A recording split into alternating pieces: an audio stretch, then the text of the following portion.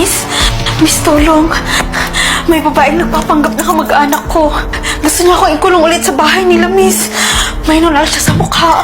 Please, tulungan mo ako. Huwag mo ko ibibigay sa kanya. Please. Halika. Nay? Oo, anak. Wala na nga tayong makain. Nagdala ko pa ng bisita. Kailangan niya kasi ng tulong, Nay. Hinahabol daw kasi siya nang hindi niya kilala eh. Eh di ba sabi niyo dati, kahit na mahirap tayo, dapat tumutulong pa rin tayo sa mga nangangailangan. Hello, Iha. Kumain ka na ba? Taga saan ka? Miss, nakita mo pa tong taong to? Kahapon pa kasi siya nawawala eh.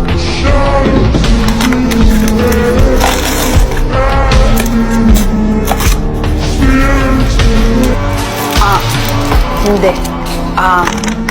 Sige, pag nakita mo, magsabi ka lang ha.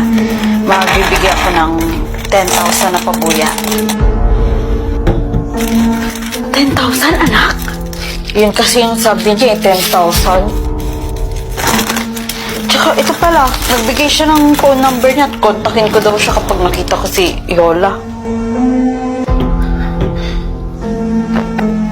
Yan ang balak natin kay Yola.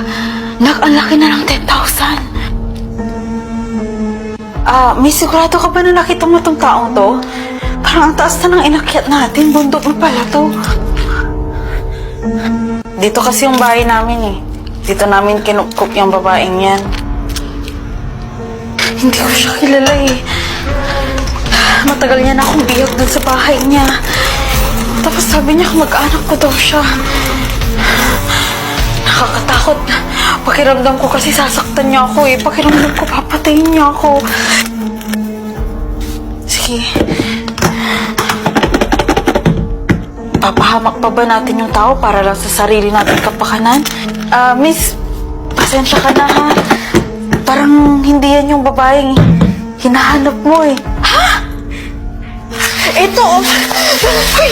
Miss, punta sa pakamalaglag ako! Uy! Yola, Iha, sigurado ka bang dito na ang bahay mo? Oho, para nga tayong nasa palabas na eh.